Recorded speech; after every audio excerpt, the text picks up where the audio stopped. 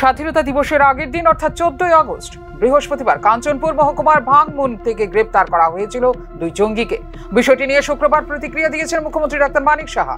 জঙ্গি তৎপরতার বিষয়ে সতর্ক রয়েছে রাজ্য সরকার, এক্ষেত্রে সতর্ক রয়েছে রাজ্য পুলিশ এবং আরক্ষা দপ্তরও বলে এদিন এক প্রশ্নের উত্তরে জানিয়েছেন মুখ্যমন্ত্রী ডাক্তার মানিক সাহা।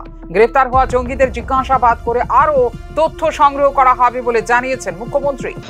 এগুলো যখন ওদেরকে আপনার ইনভেস্টিগেশন প্লাস ওনাদের থেকে যখন ইন্টারোগেশন করা হবে তা নিশ্চয়ই অনেক কিছু বেরিয়ে আসবে।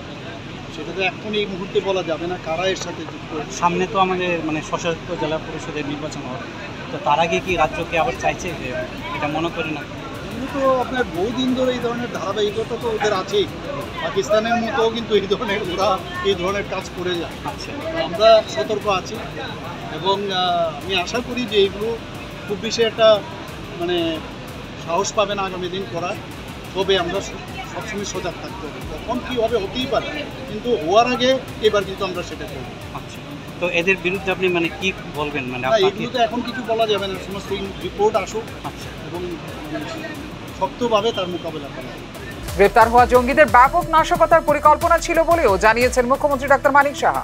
জানালো তো এটা আমাদের জন্য তো একটু চিন্তার বিষয় ছিলই, কিন্তু পুলিশ কিন্তু নজর ছিল এবং সেই নজরদারির কারণেই কিন্তু ওরা অ্যারেস্ট হয়েছে। আপনারা দেখেছেন কীভাবে দুজন অ্যারেস্ট হয়েছে এর মধ্যে। তো কিন্তু চিন্তার বিষয় নেই, পুলিশ সর্বদাই সজাগ। এবং আমি তো আজকেও আমাদের এই বক্তব্যতে আমি বললাম এটা বিরাট নাশকতার একটা চেষ্টা চলছিল, সেটা করতে পারেনি একমাত্র পুলিশের যেভাবে সজাগ দৃষ্টি ছিল সেই কারণে সেটা শুনছি।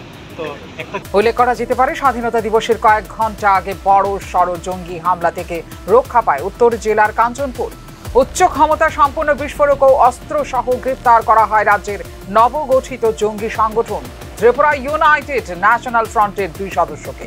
উত্তর জেলার কাঞ্চনপুর ভাঙমুন সড়কে হামলার পরিকল্পনা ছিল জঙ্গিদের। তাদের টার্গেটে ছিল স্বাধীনতা দিবসে নিরাপত্তার দায়িত্বে থাকা পুলিশ ও নিরাপত্তা বাহিনীর কাছ থেকে অস্ত্র লুট করা।